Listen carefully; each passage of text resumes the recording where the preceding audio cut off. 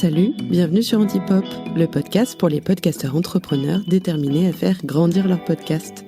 Dans ce podcast, tu trouveras plein de conseils, de méthodes et de témoignages pour t'aider à booster l'audience de ton podcast et à explorer toutes les pistes pour construire une stratégie adaptée à tes besoins, tes objectifs, tout en gardant le plaisir. Allez, je laisse place à l'épisode du jour.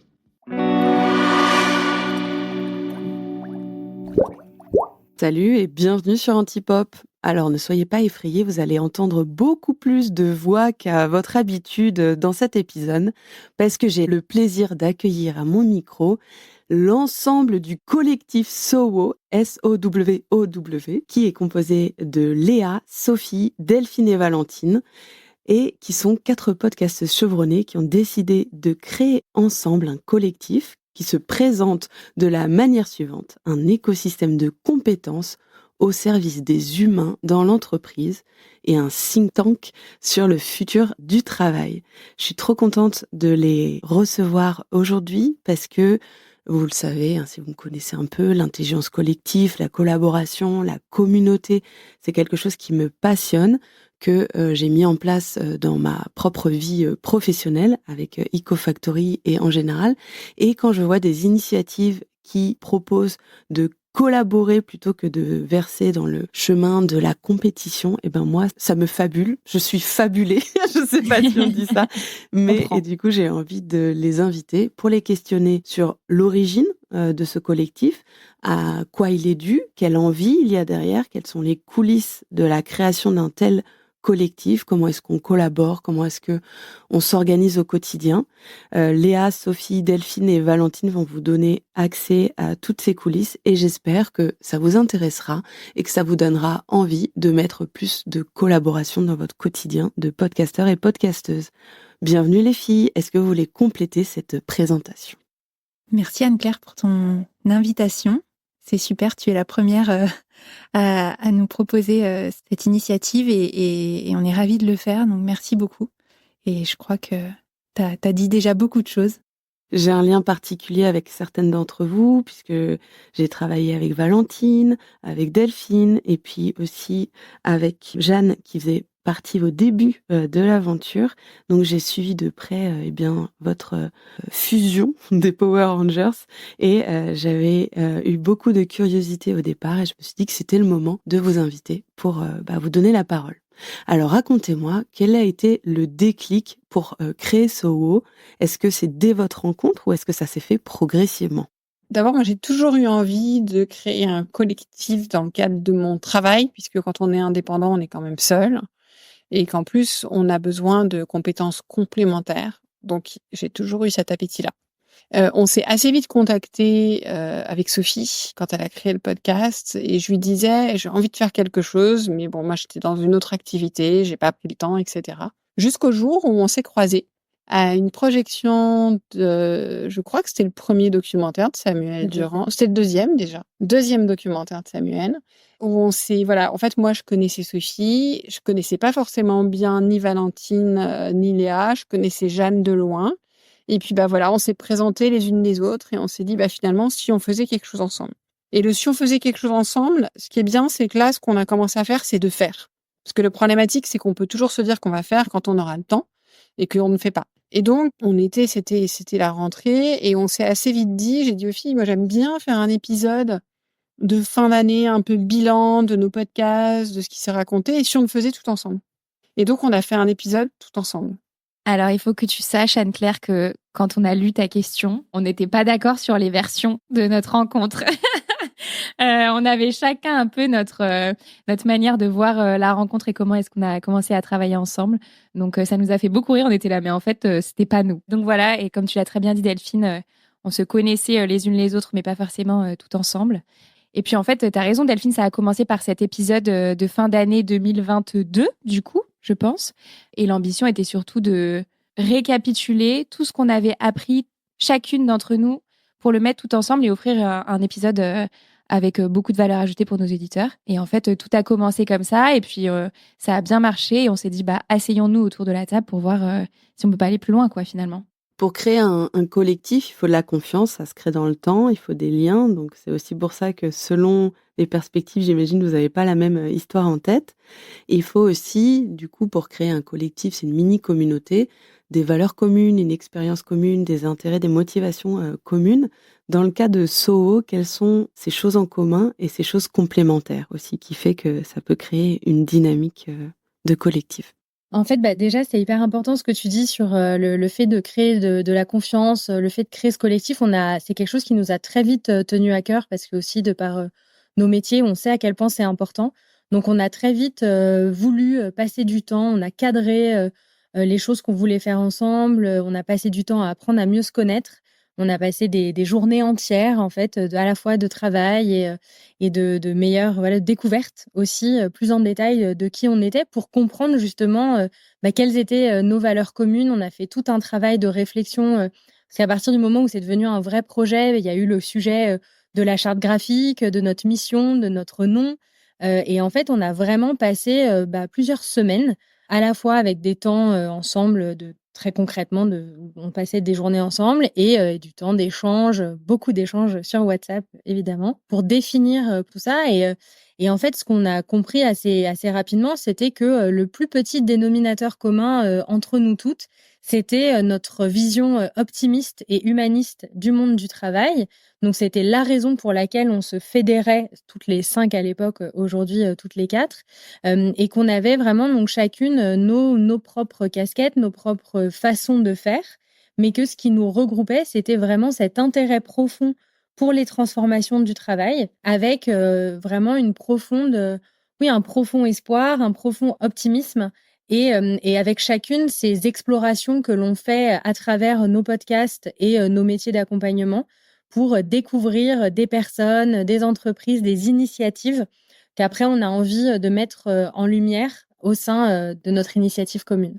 Super. Sophie, tu voulais ajouter quelque chose? Oui, il y a une chose qu'oublient de dire les filles, et je vais peut-être passer pour la fanfaronne de la bande, mais avant de décider de faire un épisode commun et d'aller finalement plus loin dans la formalisation de notre collectif, on a bu des verres ensemble en fait. On a appris à se connaître autour de moments informels, autour de moments conviviaux, où au début, notre seule ambition, c'était de s'entraider, de partager nos visions, de mieux se connaître. Et au bout de plusieurs rencontres, on s'est dit, tiens, mais en fait, notre vision, elle est commune, on le savait, mais au plus on se voyait pour des moments sympas et conviviaux, au plus ça s'affirmait, parce que bien sûr, on parlait beaucoup de travail, on échangeait beaucoup sur nos podcasts, sur notre vision du monde du travail, et donc de là est né le premier épisode, et ensuite le premier épisode à plusieurs voix a super bien fonctionné, on y a pris beaucoup de plaisir, et donc on a décidé de construire, mais les liens fondateurs, tu parlais de confiance, ils se sont pas décrétés, ils se sont construits au début dans des moments où on avait quasiment que ça à faire, que de créer des liens. Vivre des choses ensemble pour agir après. Vous faisiez référence à un problème qui est celui de la solitude. Donc, un objectif d'un collectif, c'est résoudre ce problème de la solitude. Est-ce qu'il y avait d'autres objectifs que vous avez associés à la création de ce collectif? Est-ce que c'est celui de porter une voix qui n'est pas assez entendue sur cet angle de la vision optimiste et humaniste du travail? Est-ce qu'il y a un objectif business? Est-ce qu'il y a un objectif? Quels sont-ils? Dites-moi tout. Je pense que la première chose, c'est plus de se dire, je pense que c'est un parti pris qu'on a toutes, moi que j'ai très fortement sur le podcast, c'est d'essayer d'avoir des points de vue différents. Et en fait, on s'est dit à la fois on a beaucoup de liens, etc. À la fois on a des regards différents. Ça, c'était la première valeur. Et de se dire, c'est intéressant d'unir nos regards, assez intergénérationnels aussi, parce que c'est important, avec des parcours très différents, avec des angles de podcast qui sont assez différents, tout en ayant une communauté d'intérêt. Et ça, je pense que c'était quand même un premier driver. Tu as parlé de business. Il y a aussi, alors, il faut savoir que quand Sophie a dit on n'a pas fait avant de boire des coups, je pensais que tu allais parler aussi du fait que dès lors, on a fait le premier épisode, bilan, tout ensemble pour se dire d'essayer de faire quelque chose. Mais quand on s'est réunis un mois après en se disant qu'est-ce qu'on fait pour l'année suivante, donc c'était pour 2023, on s'est dit on ne fera rien sans partenaire, sans sponsor. En fait, on s'est dit, voilà, nos podcasts, c'est une valeur contributive qu'on a déjà toutes, et on voulait que cette valeur supplémentaire soit rémunérée parce qu'on une logique économique et aussi une logique d'importance, c'est-à-dire de dire c'est un message, un travail conséquent, on réunit plusieurs voix, ça a beaucoup de valeur et c'est important que cette valeur soit reconnue. Donc ça aussi, c'est un point important. Ouais, je pense que quelque chose qui a été aussi très important dans la décision d'en faire quelque chose qui serait rémunéré, c'est qu'on a tout de suite vu la valeur, comme tu disais, Delphine, de ce qu'on pouvait apporter. Il se trouve qu'on a un sujet commun, mais qu'on a des audiences différentes sur ce sujet. Delphine, tu t'adresses principalement aux dirigeants, Sophie, des RH managers. Moi, je suis plutôt sur la partie collaborateur talent. Et Valentine, elle a un regard 360 et de recherche sur ce sujet.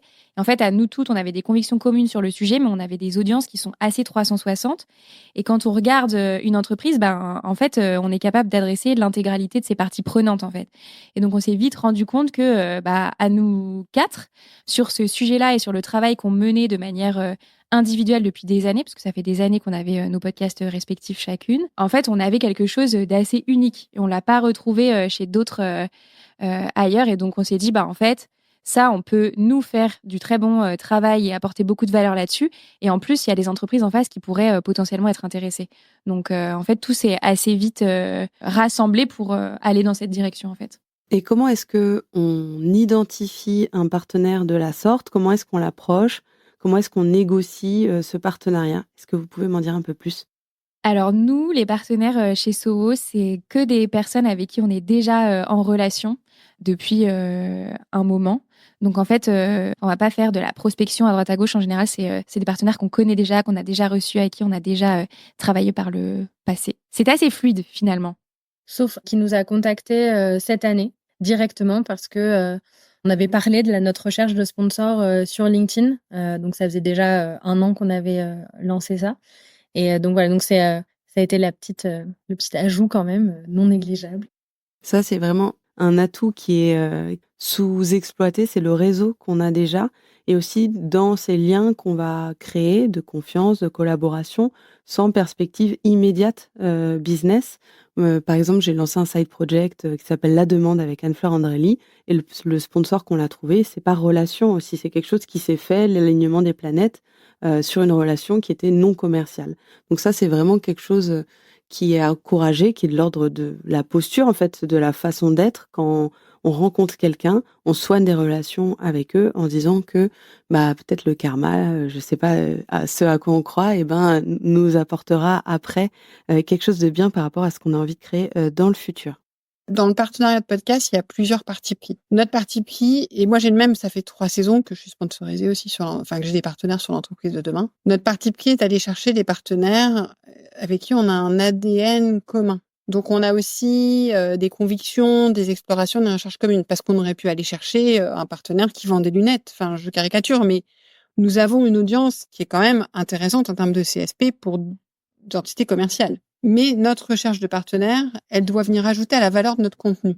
Et d'ailleurs, cette année, dans le cadre de l'exploration qu'on fait, on fait un épisode avec nos partenaires parce que sur la question qu'on explore, ils ont une vraie valeur ajoutée. Et ça, je pense que c'est important de le préciser parce que c'est pas toujours, et je respecte tous les choix de podcast. Oui, c'est de chercher de la complémentarité et un partenariat en profondeur qui va aller chercher dans des dynamiques, dans des intentions communes et qui, du coup, vont faire ressortir un partenariat qui va au-delà de simple partenariat monétaire, mais qui va être un partenariat d'action et un partenariat de mission. Sophie? Oui, d'ailleurs, le vocabulaire est important pour nous et on n'utilise pas le mot de sponsor. On utilise vraiment le mot de partenaire parce qu'on attend bien sûr un soutien financier, mais aussi un soutien dans la réflexion, des miroirs de réflexion et on veut porter un message ensemble. Donc, nous 4 et nos partenaires, c'était important qu'on soit alignés sur le message et la valeur qu'on allait créer ensemble. Je pense que pour que nos auditeurs s'imaginent un peu plus comment ça fonctionne, donc là, on a 1 an et demi, le collectif, on est jeune et on a eu une première année où on avait un partenaire qui nous a soutenus dans la création d'épisodes. Donc ça, c'était notre mission de l'an passé. Et là, cette année, on s'est lancé dans une étude. On va rencontrer 50 DRH, managers, experts, dirigeants, etc. pour répondre à une question précise qui est comment rééquilibrer la relation collaborateur-entreprise. Et donc, on a une partie étude, on a une partie épisode de podcast et une partie conférence. Et en fait, nos partenaires, ils participent à la réflexion. Donc, on fait des ateliers avec eux, on les interroge, on va creuser sur leur réalité à eux sur cette question et ça nourrit aussi nos réflexions derrière. Donc vraiment, ils soutiennent notre réflexion et ils apportent des choses concrètes qu'on va pouvoir derrière partager à nos audiences en fait. Quelles sont les motivations d'un partenaire à investir dans cette relation, d'après ce que vous avez observé ou ce qu'on vous a dit ou ce que vous suppitez? La première raison, c'est l'intérêt du sujet pour eux sur le fond et pour leur marque. On a, si on parle marketing, on a des personas qui sont communs. Donc nous, cette étude dont parle Léa, on l'adresse aux DRH, aux dirigeants et aux managers d'entreprise. Donc on va aussi aller chercher, et on est allé chercher, et c'est ce qui a intéressé nos partenaires, des entreprises qui produisent des services et des offres à destination de cette cible-là et qui sont aussi preneurs de contenu pour cette cible-là, pour alimenter leur posture, leur réflexion, leur prise de hauteur. Donc en fait, on parle aux mêmes personnes et on adresse une douleur qui est similaire et que eux, soit n'ont pas le temps, soit n'ont pas l'envie spécifique d'adresser en leur nom propre et donc finalement vont chercher eux aussi un partenariat avec des personnes qui sont peut-être plus qualifiées, qui ont du temps ou qui ont une approche qui les intéresse. Et donc ça, c'était vraiment notre cas avec les quatre partenaires avec lesquels on a contractualisé cette année. Oui, je crois aussi qu'il y a quelque chose qu'ils ont peut-être découvert, notamment cette année en démarrant le travail avec nous, parce qu'on a notamment fait un atelier de réflexion avec eux sur notre étude.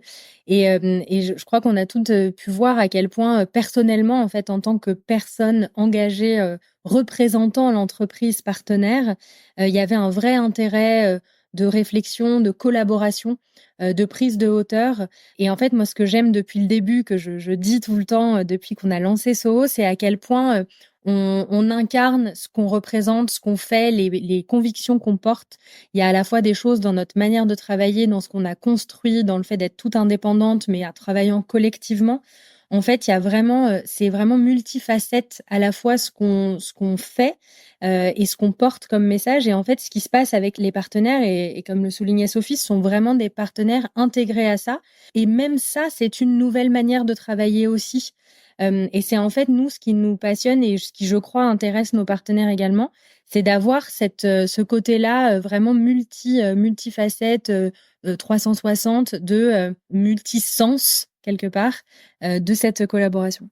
Et peut-être qu'on peut juste donner une petite anecdote, c'est que à la fin du premier atelier qu'on a fait avec l'ensemble de nos partenaires, ils nous ont dit « Mais ça ressemble à ça, vos journées de podcasteuses et du collectif Soho, parce que nous, on veut vraiment continuer, ça nous a trop plu, cet échange. » Donc, on était super contents. Donc, il y a un côté expérientiel et un côté proof of concept aussi. On s'appuie sur vous comme un laboratoire de quelque chose pour lequel on a une intuition. On sent que c'est dans l'ordre de notre mission, de nos valeurs. Et grâce à vous, vous donnez le cadre, vous donnez le talent, vous donnez le temps pour que on voit comment est-ce qu'on se sent dans cette évolution qu'on a envie de peut-être apporter à notre activité, notre quotidien et tout. Delphine? Ce qui est très important, c'est qu'on a une liberté de ton. Ça, c'est un réflexe aussi. Un des partenaires souhaitait peut-être faire un épisode à part sur un des podcasts pour parler plus de ce qu'il fait. Je disais, écoutez-les tous. En fait, c'est important que vous soyez OK avec le ton, la face, voilà, la langue éditoriale et vraiment le ton de chacune. Et ça, je crois que c'est important parce que si partenariat veut dire, enfin, je crois que on doit, enfin moi c'est important pour moi, mais je sais que c'est important, je suis sûre que c'est important pour les filles. Enfin, c'était implicite, mais je pense qu'on peut le rendre explicite. C'est que on a un engagement envers nos auditeurs et nos auditrices, et que jamais le fait de monétiser ne devra changer la qualité. Et la qualité éditoriale, c'est notre liberté de ton aussi. C'est la façon dont on va traiter les sujets. Et ça, je pense que c'est très important. Et on a la chance d'avoir des relations de grande confiance avec nos partenaires. qu'ils acceptent cela, mais je pense que c'est un point sur lequel il faut être vigilant, parce que j'ai eu des personnes autour de moi qui ont eu d'autres expériences, malheureusement. Et ça, c'est l'importance aussi de définir un cadre en tant que collectif, avec comment est-ce qu'on fonctionne entre nous et qu'est-ce qu'on accepte ou pas dans le cadre d'une relation partenaire, et aussi de pas se mettre dans un faux rapport de force ou dans un faux rapport d'infériorité, de se dire bah ce partenaire il est peut-être plus gros, il est peut-être qu'il génère plus de chiffres que nous, et donc du coup et ben on va se sentir obligé d'accepter des choses qui ne rentrent pas dans le cadre préétabli. C'est quelque chose qu'on avait évoqué avec un autre collectif qui est venu au micro d'Antipop, qui sont les Audacieuses, qui fait des événements en partenariat avec des marques, notamment Balzac, qui est composé de Céline, Laura et Swazik. Je vous renvoie à l'épisode si vous ne l'avez pas écouté. C'était très intéressant d'avoir leur point de vue, leur expérience sur leur manière de créer un collectif. Et donc, du coup, ce que tu dis, la Delphine, c'est que nous, en tant que SOWO, c'est important pour nous la liberté éditoriale, et c'est important que les partenaires le sachent avant et le respectent pendant. Et ça, c'est très important de se le dire et de mettre très clair ça sur la table au moment de la négociation, ou même régulièrement dans la durée de vie du partenariat. Léa. En fait, c'est un travail de notoriété aussi pour nos partenaires, de pouvoir se faire connaître auprès de nos audiences respectives. Et ça, je pense que c'est aussi intéressant pour eux de pouvoir s'associer à justement des personnes qui sont là depuis longtemps sur les thématiques et qui proposent du contenu fouillé, en tout cas, sur ces sujets-là. Donc voilà, je pense que c'est un écosystème de... Oui, parce qu'on n'a pas présenté l'ancienneté de nos podcasts, mais ils sont pas tout jeunes, en fait. Je pense qu'on est là depuis 2019-2020, je pense. 18, moi. 2018, Delphine. Effectivement, ça fait longtemps que vous êtes dans l'écosystème, que vous avez développé votre marque, vos réseaux, votre crédibilité, la finesse de votre réflexion. Donc ça a beaucoup de valeur pour un partenaire, et vous avez raison de le dire et d'en avoir conscience. Et peut-être juste dernier point, Anne-Claire, par rapport à la recherche de partenaires et par rapport à ce que tu viens de dire. Bien sûr, quand on sponsorise des épisodes de podcast, les partenaires, ils sont vigilants à l'audience, à la quantité d'audience, mais aussi à la qualité. Et nous, on se bat pas sur la quantité. On a une audience qui est intéressante, mais on a avant tout cherché aussi des partenaires qui sont attachés comme nous à l'expertise, à la valeur qu'on va apporter à nos auditeurs, qui sont, encore une fois, je le rappelle, des auditeurs du monde du travail, donc des auditeurs exigeants, des dirigeants, des DRH, des managers, des talents qui se posent des questions, etc. C'est aussi ça qu'on valorise, en fait. C'est la qualité de nos contenus qui viennent répondre à la douleur de notre audience, et on n'est pas à négocier des coûts par auditeur.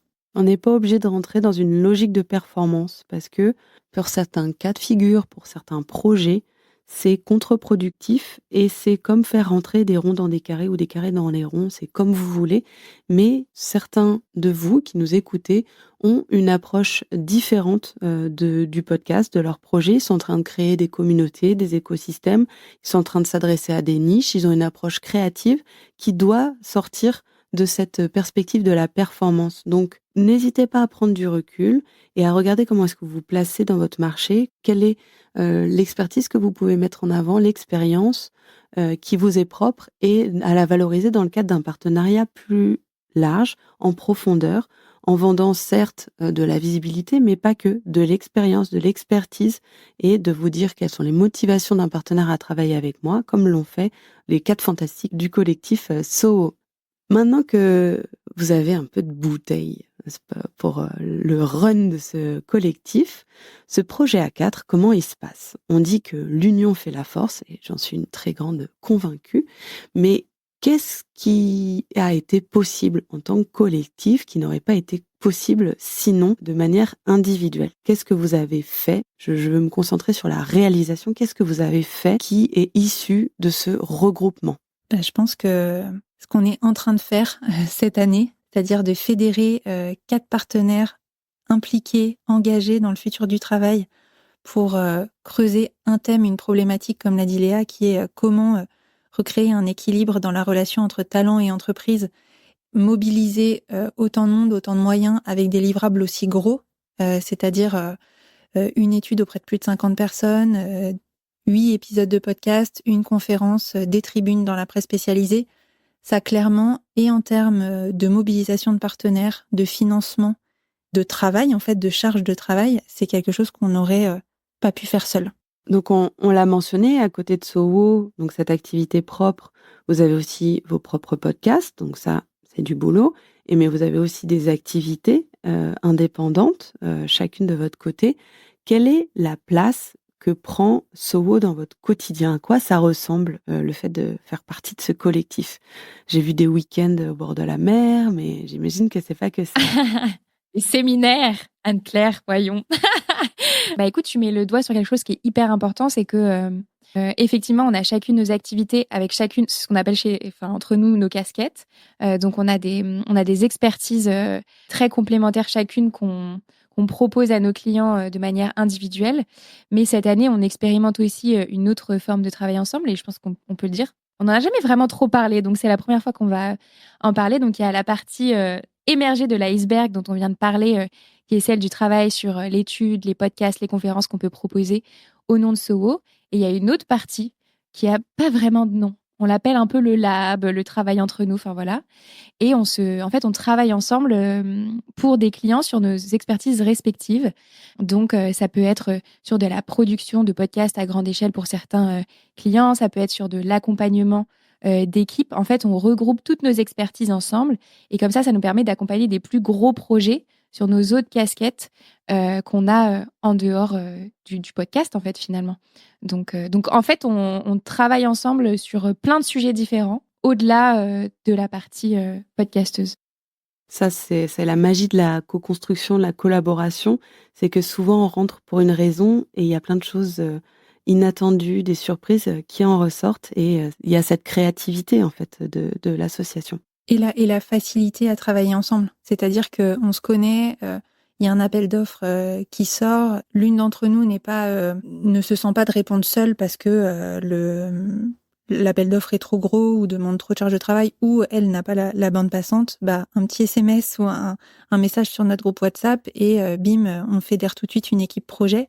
Et ça nous rend aussi plus crédibles vis-à-vis de gros acteurs qui vont faire appel parfois à des cabinets de conseil, parfois à des agences, parfois à des gros cabinets de coaching ou autre. Je rebondis sur le mot de crédibilité.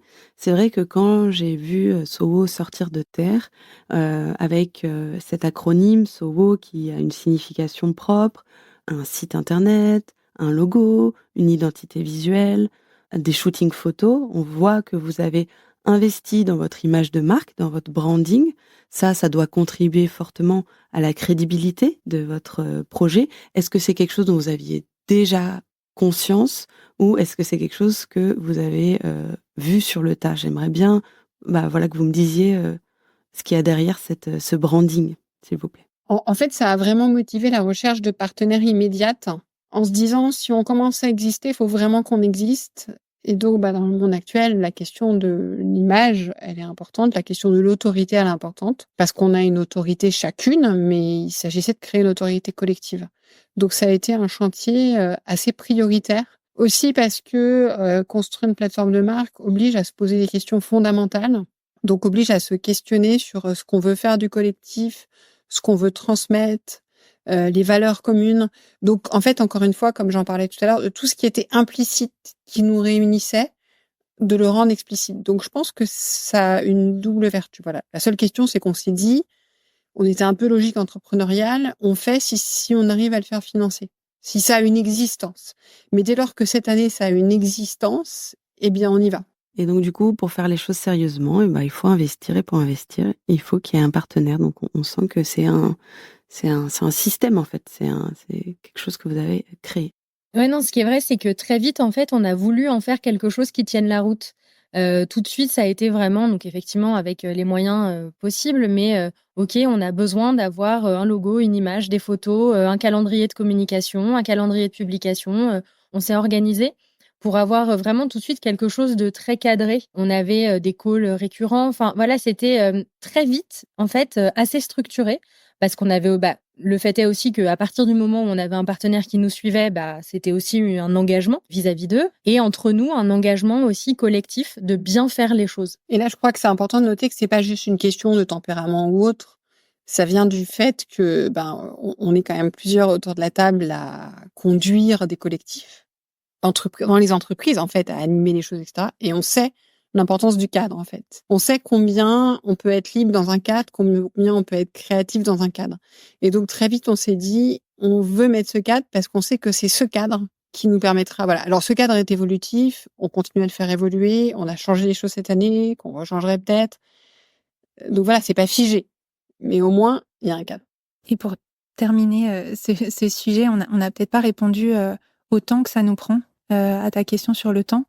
Et donc, pour rebondir sur ce que dit Delphine sur la partie du cadre, on a tout de suite vu que effectivement, ça allait nous prendre du temps de coordination, en dehors du temps de production et du temps de réponse à des appels d'offres et des projets. Je mets ça de côté.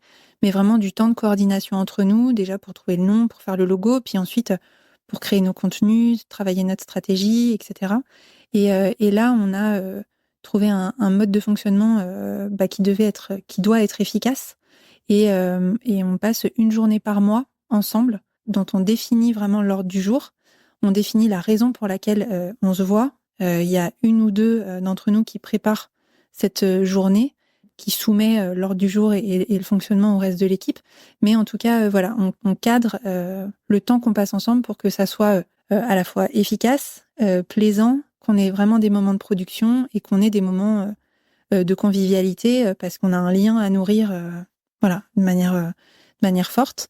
Donc, on essaye de faire en sorte que ce temps, il soit le plus efficace possible et dans un temps court, parce qu'effectivement, on a nos activités à côté.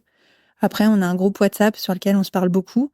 Et puis, quand on a besoin d'avoir des temps de production qui tiennent pas dans 7 journées par mois, on cale des réunions de travail, des workshops ad hoc d'1 heure, 2 heures, une demi-journée. Là, ce matin, on était ensemble, par exemple, pour travailler sur notre étude.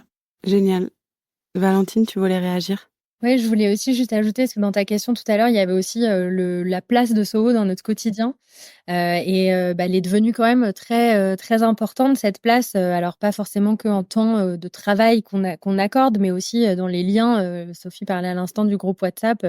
Et en fait, moi, c'est quelque chose que je dis assez souvent aussi, c'est que, en fait, on est vraiment devenus à la fois collègues et amis. Et moi, dans ma vie, en fait, il y a très peu de gens qui comprennent aussi bien mon métier que les filles de Soho.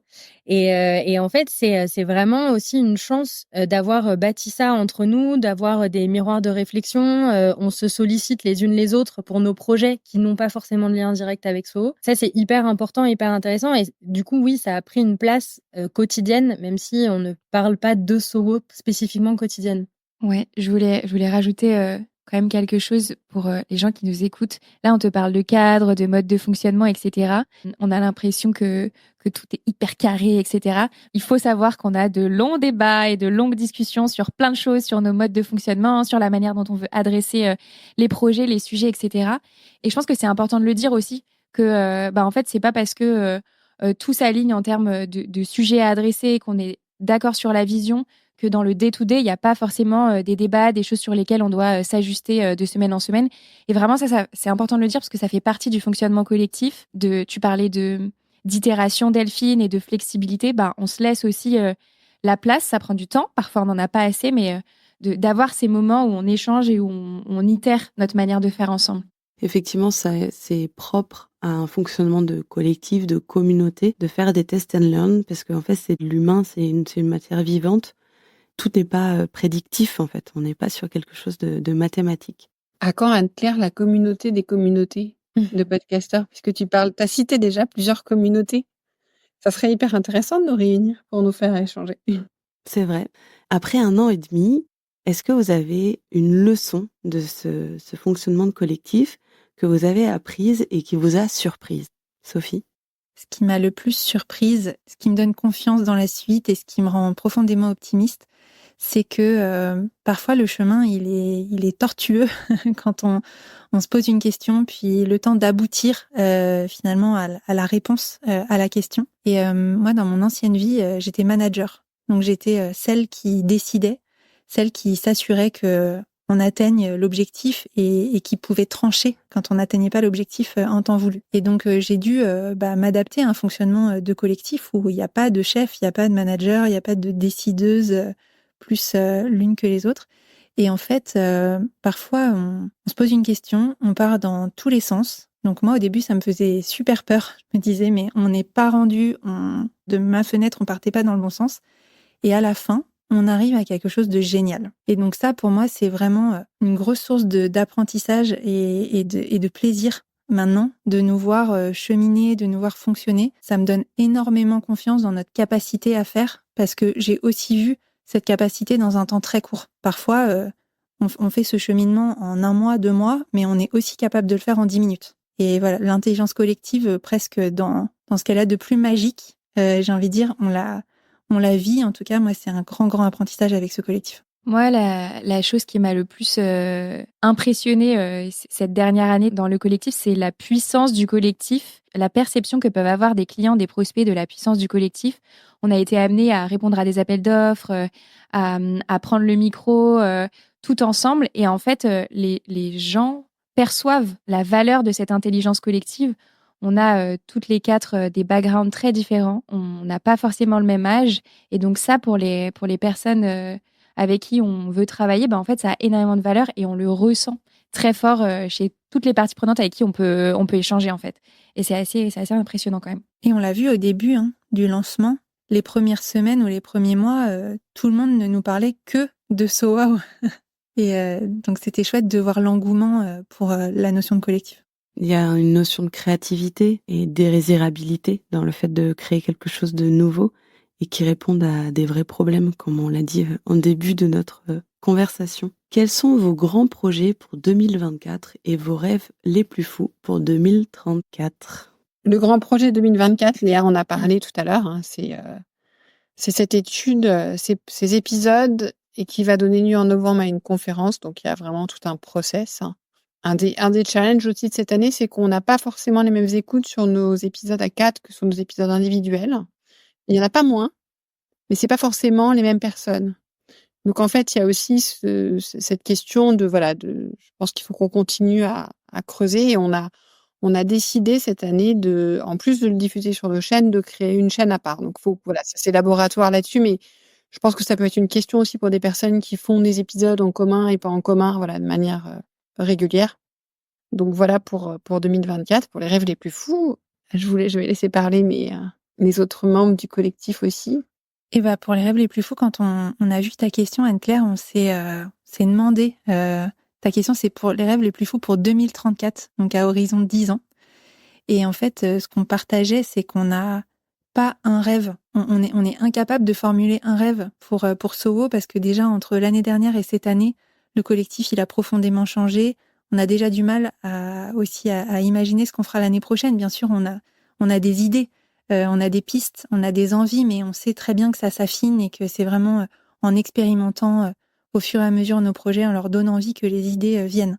Par contre, on a des intentions, et ce qui est sûr, c'est qu'on a envie de continuer à fédérer l'écosystème. On a envie que ce qu'on a appelé le think tank continue à faire bouger les lignes du monde du travail, qui est un monde du travail qui évolue très vite. Donc, on a envie de continuer à être à l'avant-garde de ces sujets-là. On a envie que ce projet de collectif soit un projet de long terme. Donc, on n'a pas prévu d'arrêter à la fin de l'année ou l'année prochaine, en tout cas. Et surtout, on a envie que ça ait de l'impact pour les entreprises, pour les collaborateurs, pour les différentes parties prenantes. Et on a envie d'apporter plus de fluidité dans les relations au travail, parce qu'on vit dans un monde qui se complexifie énormément. Le monde du travail se complexifie énormément. Les relations au travail se complexifient. Donc ça, c'est notre mission depuis jour 1. Et ce qui est sûr, c'est que notre intention, c'est que dans 10 ans, on se sera adapté au type de relation, mais on a envie que ça soit, de toujours agir pour les relations humaines au travail. Merci Sophie. Léa, tu veux terminer? Après, on passera sur les questions signatures qui finissent cette interview. Non, je voulais rebondir sur ce que tu disais, Sophie. Notre cœur de sujet, c'est quand même le monde du travail. Il a été extrêmement chamboulé depuis post-Covid et on le voit, nous, dans nos explorations, qu'il y a beaucoup, beaucoup de sujets sur la table et des sujets qui évoluent notamment très vite, des enjeux qui évoluent très vite. Et donc, comme le disait Sophie, notre intention, c'est vraiment de ne pas s'ancrer dans quelque chose de très figé, mais de coller au maximum aux évolutions dont on n'a aucune idée. On n'a pas de boule de cristal, donc on ne sait pas ce qui va se passer, mais en tout cas, on sera au fait et agile sur tout ce qui va se passer sur les prochaines années. Merci Léa, très bon souhait de flexibilité et d'agilité. Quel conseil donneriez-vous à quelqu'un qui a envie de créer un collectif et qui a envie de bien collaborer avec d'autres podcasteurs, podcasteuses, en termes de mindset, en termes d'outils, de process? Valentine. Moi, je peux parler des outils, mais parce que faut savoir que moi, je suis une grande amoureuse de Notion. Et j'adore les outils de manière générale. Alors, j'ai réussi à faire adhérer les filles à un Notion partagé, mais malheureusement qui n'est pas tout à fait à la hauteur des ambitions que j'avais dans l'utilisation de cet outil-là. Cependant, je voudrais quand même dire que, alors justement, en fait, d'un côté, ça fait partie du conseil. Il faut savoir s'adapter, de trouver les meilleures manières de collaborer ensemble avec les appétences respectives, l'aisances aussi respectives des outils, mais qu'en tout cas, il est indispensable d'avoir au moins un outil collaboratif sur lequel on regroupe. C'est hyper pragmatique, mais en fait, sur lequel on peut retrouver nos projets, retrouver les notes de nos rendez-vous, le suivi, les informations. Enfin, en fait, moi, je vois pas comment on peut travailler autrement qu'avec ça. Parfois, il faut mettre un peu d'eau dans son vin et réduire ses ambitions selon les outils et les personnes avec qui on collabore. Pour moi, c'est commencer par pourquoi. C'est pas original ce que je vais dire, mais c'est pourquoi en fait on veut faire un collectif. Pourquoi on se réunit? Qu'est-ce qu'on veut créer ensemble? Est-ce qu'on est aligné sur vraiment cette raison d'être en fait, la raison d'être de ce collectif? Parce que c'est forcément un collectif. Sophie en a parlé, enfin Léa aussi, etc. Valentine, c'est des ajustements, c'est du temps. Donc si on n'a pas un pourquoi un peu fort, ça peut pas fonctionner. Et ensuite, je pense que la deuxième chose, c'est il y a toujours un problème de la valeur. Alors notamment parce que les podcasteurs disent souvent indépendants et le sujet de notre propre valeur, et c'est un sujet très compliqué. Donc dire, voilà, ce collectif, Léa en a parlé tout à l'heure par rapport au démarrage, a une valeur. Et cette valeur, pour démarrer, on veut la faire reconnaître, en fait. Et ça, je crois que c'est extrêmement important.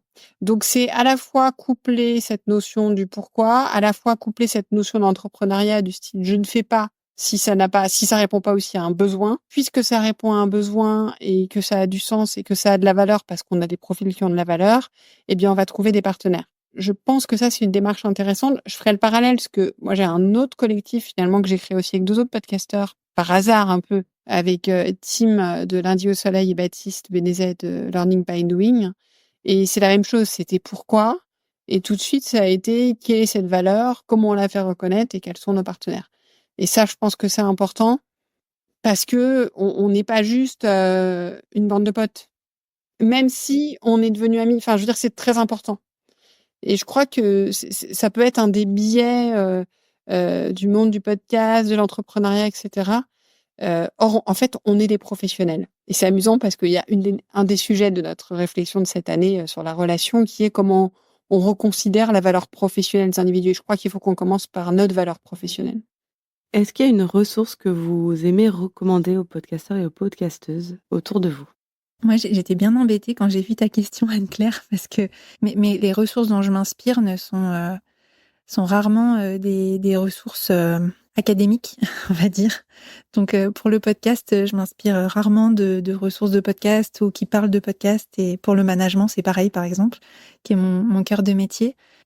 Moi, les ressources qui m'inspirent, c'est ce qui va développer ma créativité. C'est ce qui va développer mon regard sur le monde, c'est ce qui va me faire des pas de côté, etc. Donc, en fait, ça peut être des rencontres, des voyages, des restaurants et des aventures gastronomiques. Ça va être des discussions sur des sujets qui n'ont absolument rien à voir avec le monde du travail, mais pour lesquels je vais pouvoir faire des liens. Et par exemple, j'ai fait un épisode sur Chef il n'y a pas très longtemps sur comment le yoga peut inspirer le monde du travail. parce que c'est une de mes inspirations très fortes sur la manière dont je travaille et dont on travaille en collectif. Donc ça, c'est propre à chacun. Mon conseil à moi, en tant que Sophie, ça serait de dire développez votre créativité et surtout faites des pas de côté pour nourrir votre vision du monde. Quelqu'un a une ressource à recommander? Moi, ça va être un peu rebond avec Sophie.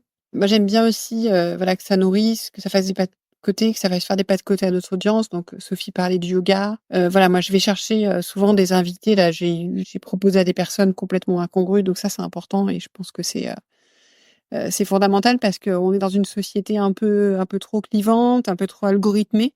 Et donc, que nous-mêmes, on participe avec ce média, le podcast, à défaire ça, c'est important. Et après, une autre ressource très concrète, moi, j'utilise Cast Magic, j'utilise ChatGPT 4. Ça me fait gagner un temps. Enfin, ChatGPT 4, on peut carrément lui mettre un fichier de transcript de podcast pour qu'il nous fasse un truc. Donc, je pense que je le faisais pas assez, je le fais de plus en plus. J'adore écrire, ça n'enlève rien au fait que je retravaille complètement avec ma personnalité. Mais je pense que c'est des ressources importantes pour des podcasteurs aujourd'hui. Ouais, j'en suis persuadée, c'est une bonne manière de brainstormer ou d'avoir une approche complémentaire. On va faire une masterclass entière sur l'usage de ChatGPT pour les podcasteurs, là très, très bientôt dans le membership. Donc, je suis aussi convaincue de ça. Donc, je suis évidemment hyper d'accord avec toutes les ressources pas de côté, créativité, mais juste du coup hyper spécifique. Moi, je suis aussi tombée amoureuse d'un autre logiciel que tu dois connaître, qui s'appelle Descript. Donc, pour les podcasteurs qui font leur montage eux-mêmes, c'est absolument extraordinaire puisque ça fait la transcription et donc on ne monte plus au son mais au texte. Et ça change absolument tout. Moi qui ai enregistré la lecture de mes essais l'été dernier, je peux vous dire que ça m'a fait gagner un temps assez dingue. Voilà, donc ça, super ressource. Question de la fin. Là, ça s'adresse à vous, podcasteuses indépendantes, donc pour le Tilt, Chef et l'entreprise de demain et Work Narrative. Imaginez, là, on termine l'interview, vous enlevez le mode avion, vous chopez votre téléphone et là, vous voyez popper une notification qui dit que vous avez un nouvel avis iTunes. Qu'est-ce que vous voulez qu'il dise? Dans les retours qu'on m'a le plus fait sur mes épisodes ou aussi sur certains épisodes de Soho, ce qui me touche le plus, c'est quand les auditeurs ou les auditrices prennent conscience de quelque chose de manière différente, voient une problématique ou un sujet ou un mot sous un nouvel angle, qu'ils le redécouvrent sous une autre lumière. Donc, je pense que mon commentaire préféré qui pop, ce serait grâce à cet épisode, je vois les choses d'une manière différente et ça nourrit ma réflexion. Alors moi, je vous propose de lire le dernier avis que j'ai découvert hier. Et en fait, je trouvais qu'il était vraiment sympa. Riche et inspirant, Delphine parvient à identifier les personnes à des postes, sujets très différents autour du management et à engager avec eux des conversations qui vont au-delà des poncifs habituels. Moi, tout est principalement dans le titre de mon podcast, le tilt. Ce qui me touche le plus, c'est quand quelqu'un me partage le fait qu'il y a eu une transition, une transformation dans sa vie professionnelle et que mon podcast a pu participer par de l'inspiration ou des outils à cette transformation-là. Je suis toujours très touchée et toujours impressionnée. Même 5 ans après, je me dis toujours « Ah ouais, c'est vrai, ça, ça peut être utile, donc c'est cool. » Donc ça, vraiment, ça me touche particulièrement. Et alors moi, c'était hier, j'ai eu un témoignage d'une auditrice qui m'a dit 2 choses, qui m'a dit que mon podcast la faisait réfléchir. Donc ça, je trouve ça chouette. Et la deuxième chose, c'est lui apporte des clés concrètes pour faciliter son rôle de manager au quotidien. Et donc voilà, le combo des deux, c'est vraiment ce que je cherche à faire, donc c'est parfait. Merci à toutes les 4 d'être venues à mon micro. C'était super chouette d'en savoir plus sur la genèse, les coulisses, le fonctionnement et le futur de Soho. Je vous souhaite plein de projets stimulants et qui auront un impact, l'impact que vous souhaitez sur le futur du travail. Merci à toutes. Merci Anne-Claire. Merci Anne-Claire. Merci. Merci Anne-Claire. Merci beaucoup d'avoir écouté cet épisode jusqu'au bout. J'espère qu'il t'a plu et qu'il t'a été utile. Pour encore plus de conseils, je t'invite à t'inscrire à ma newsletter. Et si c'est déjà fait, viens partager avec moi sur Instagram ou sur LinkedIn les idées que ce podcast t'a inspirées. On se retrouve tout bientôt pour un nouvel épisode.